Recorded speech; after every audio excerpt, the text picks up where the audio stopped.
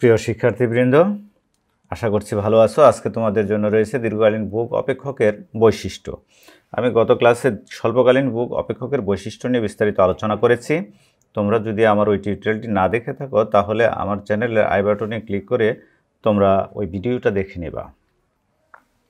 দীর্ঘকালীন ভোগ অপেক্ষকের বৈশিষ্ট্য নাম্বার 1, দীর্ঘকালীন ভোগ সমীকরণ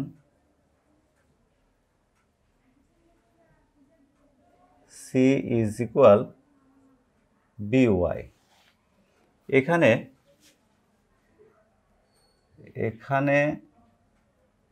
C is equal ভোগ ব্যয়,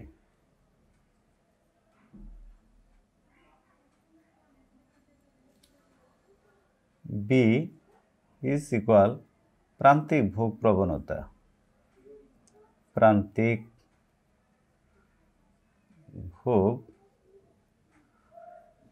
প্রবণতা,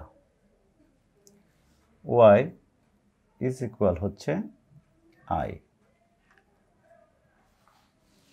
এখানে একটা জিনিস লক্ষণীয় যে দীর্ঘকালীন ভোগ অপেক্ষকের মধ্যে কোনো স্বয়ংভূত ভোগ নেই, অর্থাৎ ভোগ পুরোটাই আয়ের উপর নির্ভরশীল। আয় বাড়লে ভোগ ব্যয় বাড়ে, আয় কমলে ভোগ ব্যয় কমে। এক্ষেত্রে আমাদের দ্বিতীয় বৈশিষ্ট্য হচ্ছে নাম্বার 2, ভোগ ব্যয় আয়ের উপর নির্ভরশীল। ভোগ ব্যয় চলতি আয়ের উপর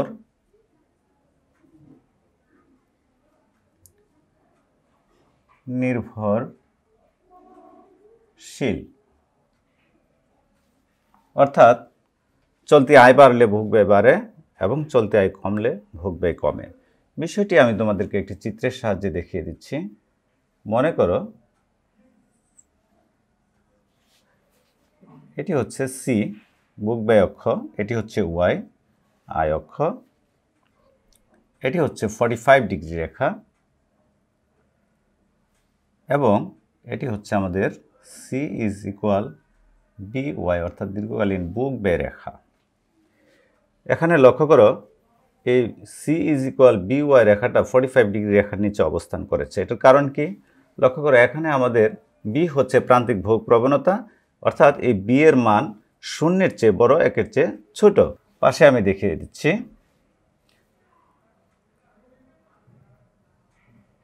0 is less than, B is less than 1।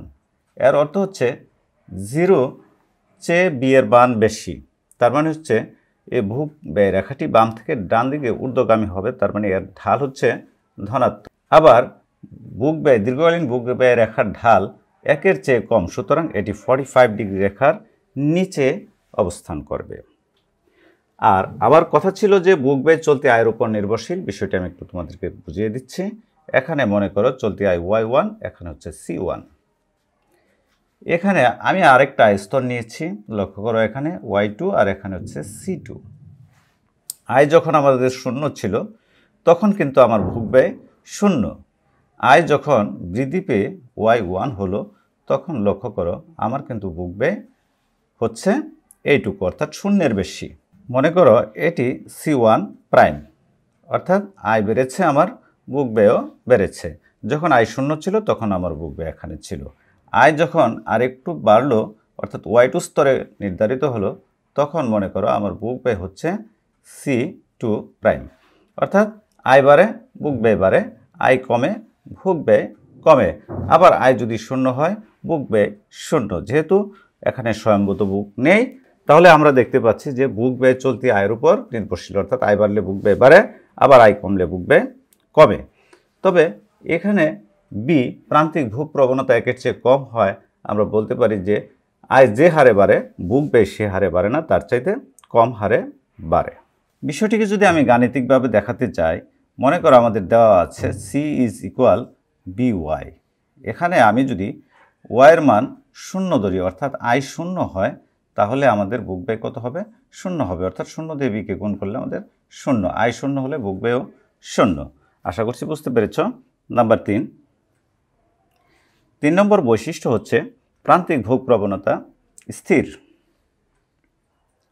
দীর্ঘকালীন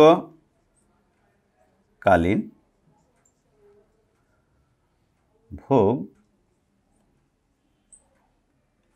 অপেক্ষক থেকে প্রাপ্ত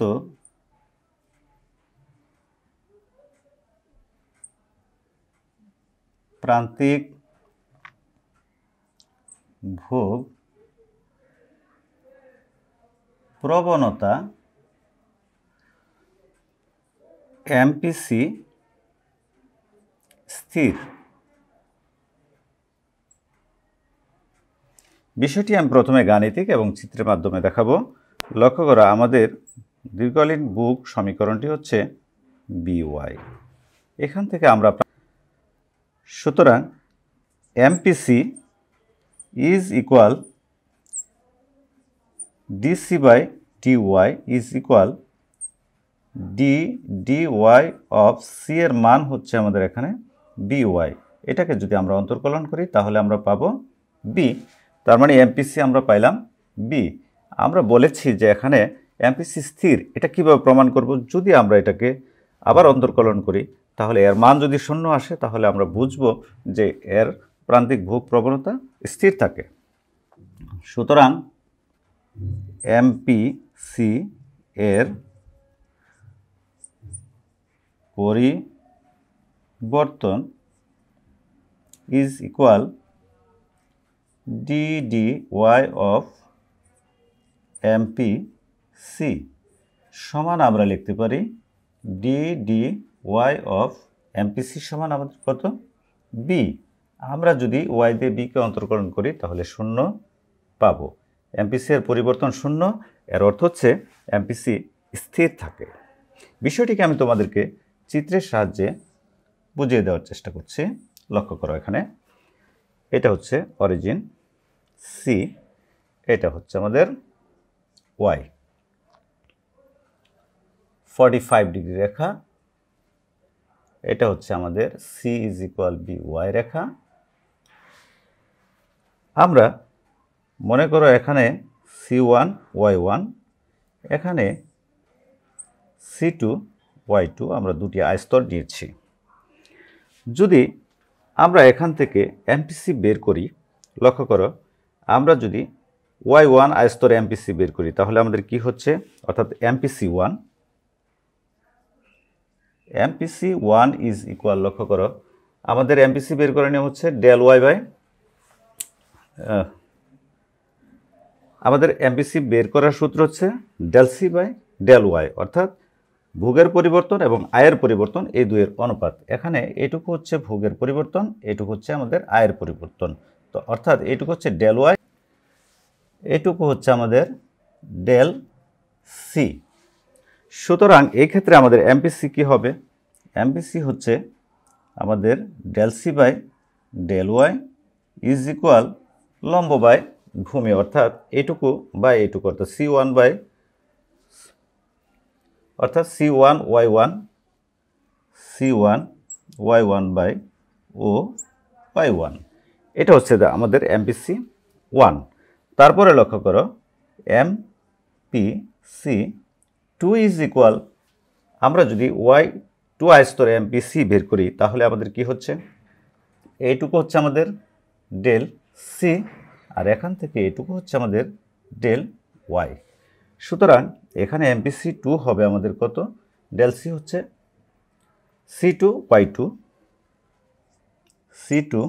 Y2 বাই ও Y2। এটা হচ্ছে এমপিসি 2 আর এটা হচ্ছে আমাদের এমপিসি 1। এখন এ দুটি কিভাবে সমান হলো এটা আমাদের দেখার বিষয়। লক্ষ্য করো, C1 ও Y1 কোণ C1 ও Y1 সমান কোণ C2 ও Y2। C2 ও y2 পরস্পর সমান। সুতরাং আমরা বলতে পারবো যে MPC1 ইজ ইকুয়াল MPC2, অর্থাৎ আমরা প্রমাণ করতে পেরেছি যে রেখার প্রত্যেকটি বিন্দুতে MPC স্থির থাকে, অর্থাৎ MPCর কোনো পরিবর্তন হয়। দীর্ঘকালীন ভোগ অপেক্ষকে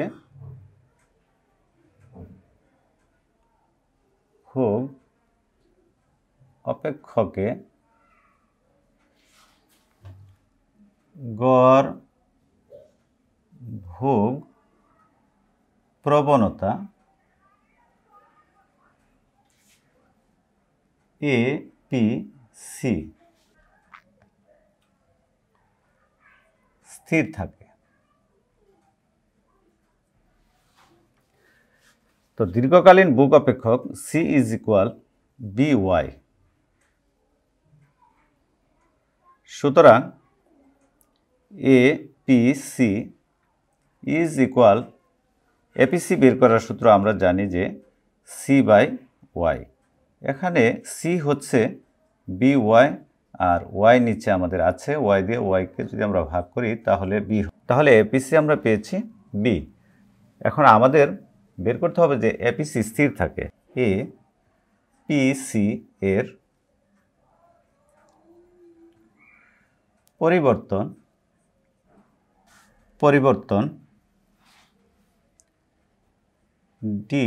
dy of APC is equal dy of APC আমরা পেয়েছি কি B, তার মানে এটার সমান আমরা 0 লিখতে পারি। y দিয়ে b কে অন্তর্করণ করলে 0 হয়। যেহেতু APC এর পরিবর্তন 0, সুতরাং APC স্থির থাকে। বিষয়টিকে আমরা চিত্রের সাহায্যে ব্যাখ্যা করতে পারি। লক্ষ্য করো, এখানে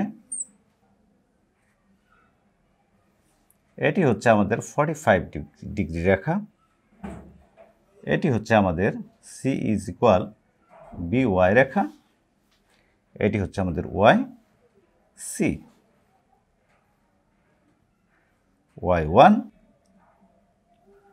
Y2, এটি C1, এটি হচ্ছে C2। আমরা APC কিভাবে বের করতে হয় জানি যে C/Y, এটি হচ্ছে আমাদের C আর এটি হচ্ছে Y। তাহলে APC1, এখানে লক্ষ্য করো, APC1 is equal C/Y is equal, আমরা কি লিখতে পারবো C1 Y1 বাই ও Y1, C1 Y1 বাই ও Y1, এটি হচ্ছে আমাদের APC1। তারপরে আমরা বের করব APC2 is equal C/Y is equal, অর্থাৎ Y2I স্তরে, APC Y2I স্তরে, এখানে এটুকু হচ্ছে আমাদের C অর্থাৎ C2Y2 আর এইটুকু হচ্ছে আমাদের Y অর্থাৎ OY2। এখানে আমি বলতে পারি যে C2Y2 বাই OY2। এখন এটা এবং এটা সমান, অর্থাৎ APC1 এবং APC2 সমান, তার মানে হচ্ছে স্থির। এটা আমাদের কিভাবে প্রমাণ করতে হবে? এখানে লক্ষ্য করো, কোণ C1 O Y1 is equal, অর্থাৎ C1 ও Y1 এই কোণটি C2 এবং ও Y2 কোণের সমান। C2 ও Y2 কোণ, এই কোণ এবং এই কোণ পরস্পর সমান। সুতরাং আমরা বলতে পারি যে APC1 ইজ ইকুয়াল APC2, অর্থাৎ APC স্থির। নম্বর 5,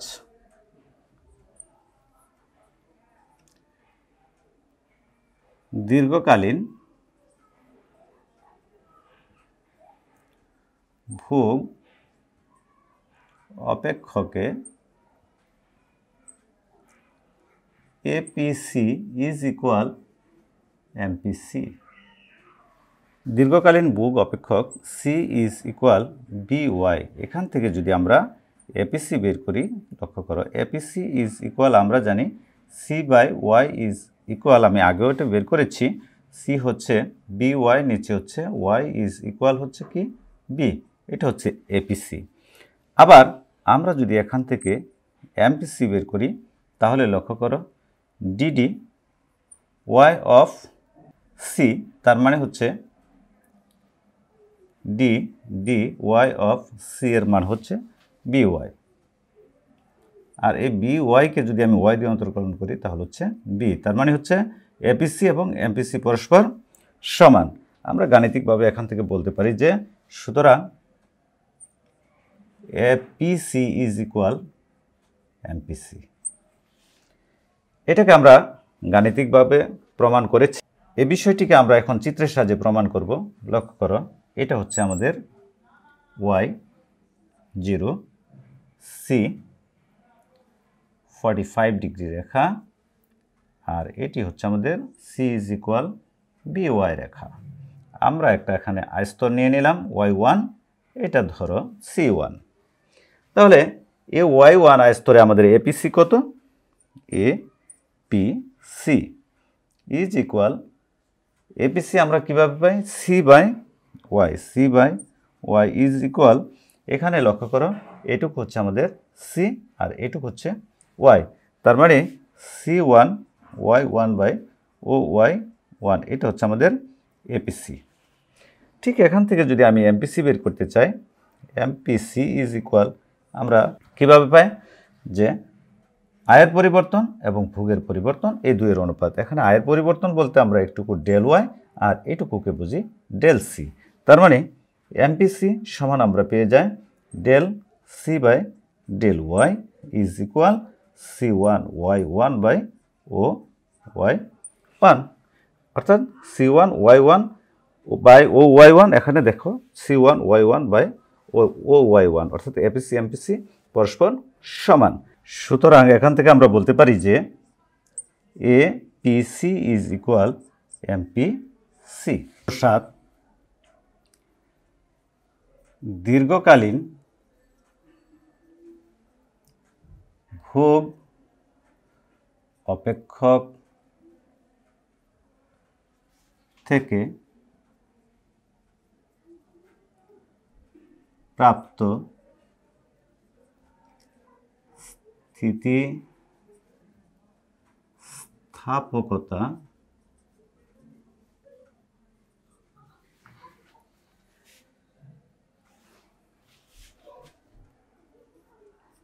এককের সমান, অর্থাৎ স্থিতিস্থাপকতা ইজ ইকুয়াল 1।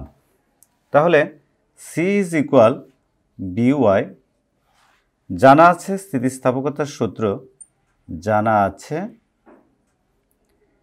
ই, অর্থাৎ স্থিতিস্থাপকতা is equal DC by D Y is equal Y by C.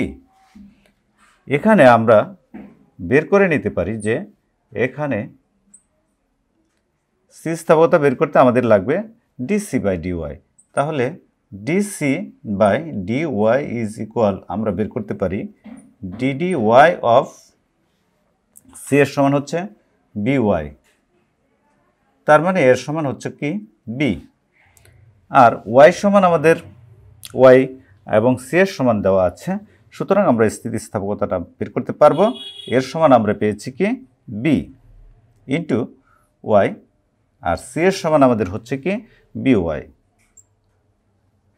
এখানে লক্ষ্য করো বি দিয়ে বিকে কাটলাম, আবার ওয়াই দিয়ে ওয়াইকে যদি আমরা কাটি তাহলে থাকে একটা 1। সুতরাং এই দীর্ঘকালীন ভোগ অপেক্ষক থেকে প্রাপ্ত স্থিতিস্থাপকতা এককের সমান। বিষয়টি আমি চিত্রের সাহায্যে তোমাদেরকে দেখাতে চাই। সি ওয়াই 45 ডিগ্রি রেখা, এটি হচ্ছে আমাদের C is equal A Y রেখা। এটি মনে করো y1 আয়তন, এটা c1। এখন এখান থেকে আমরা এই সূত্রটার মাধ্যমে যদি ভোগ স্থিতিস্থাপকতা নির্ণয় করতে চাই তাহলে আমরা প্রথমে আমাদের বের করে নিতে হবে যে ডিসি বাই ডিওয়াই সমান কত। এখান থেকে ডিসি বাই ডিওয়াই সমান আমরা পাবো কি, এটা হচ্ছে আমাদের ডেল সি আর এটা হচ্ছে আমাদের ডেল ওয়াই। তার মানে ডিসি বাই ডিওয়াই আমরা বের করতে পারবো কিভাবে, C1 Y1 বাই ও Y1। ডিসি মানে হচ্ছে C1 Y1, C1 Y1 আর ডিওয়াই হচ্ছে ও Y1। তারপর আমরা স্থিতিস্থাপকতা বের করার জন্য আর কি জানা লাগবে, আমাদের জানতে হবে সি কতটুকু। তার মানে এখান থেকে এটুকু হচ্ছে আমাদের সি, তার মানে এখানে সি ইজ ইকুয়াল হচ্ছে C1 Y1। আর জানতে হবে কি ওয়াই সমান কত, তাহলে ওয়াই ইজ ইকুয়াল আমরা এখান থেকে এটুকু হচ্ছে আমাদের ওয়াই, অর্থাৎ ও Y1। সুতরাং স্থিতিস্থাপকতা is equal DC by D Y into Y by C. এই সূত্রে যদি আমরা প্রয়োগ করি, এখানে লক্ষ্য করো ডিসি বাই ডি ওয়াই সমান আমরা পেয়েছি কি এইটুকু। তার মানে আমরা পেয়েছি C1 Y1 বাই ও Y1 ইন্টু ওয়াইয়ের সমান আমরা পেয়েছি কি ও ওয়াই 1 এবং সি এর সমান আমরা পেয়েছি কি C1 Y1। এখন তোমরা লক্ষ্য করো এটাকে যদি আমরা ভাগ করি 1 হয়, আবার এটা দিয়ে এটাকে যদি ভাগ করি 1 হয়, 1 দিয়ে 1কে যদি আমরা গুণ করি তাহলে 1 হয়ে যায়। তার মানে আমরা বুঝতে পেরেছি যে দীর্ঘকালীন বুক অপেক্ষক থেকে প্রাপ্ত স্থিতিস্থাপকতা এককের সমান। আমার এই টিউটোরিয়ালটি যদি তোমাদের ভালো লেগে থাকে তাহলে অবশ্যই আমার চ্যানেলটিকে সাবস্ক্রাইব করে সঙ্গেই থাকবে এবং অন্যদেরকে উপকৃত করার লক্ষ্যে আমার এই ভিডিওটি বেশি বেশি করে শেয়ার করবে।